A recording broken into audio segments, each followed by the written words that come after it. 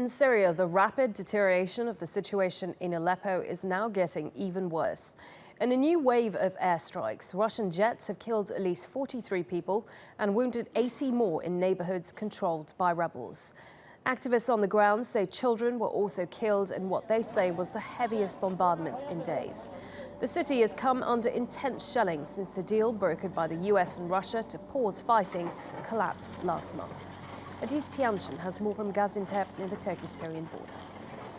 This has probably been one of the heaviest round of airstrikes we've seen in the past few days. According to the monitoring group Syrian Observatory for Human Rights, Russian jets, along with the Syrian regime, have carried out airstrikes on at least 7 residential neighborhoods in the eastern rebel-held part of the city, and the number of casualties seem to have risen overnight. Now we're seeing that at least 25 people, and all of them civilians, have been killed just in these airstrikes alone, and scores of other civilians were also wounded. Some of the activists on the ground are claiming that bunker buster ammunitions might have been used in these attacks, and this could be another explanation why the number of casualties is so high. And we understand that there were also sporadic airstrikes overnight. Now this comes at a time of mounting international pressure on Russia,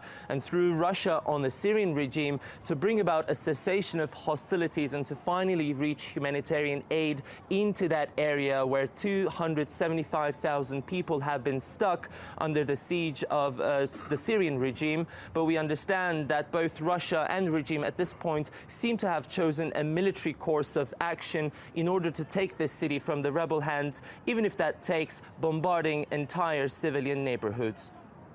Ediz, there's also the operation going on in the north of the country that Turkey is supporting. What is the latest on that?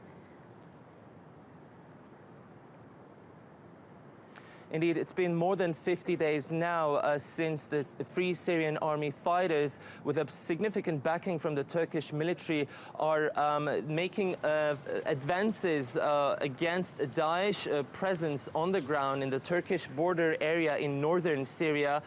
We understand that the resistance by Daesh fighters have been quite fierce, according to activists on the ground. So even though there's been some setbacks, the FSA fighters have withdrawn from 2 villages.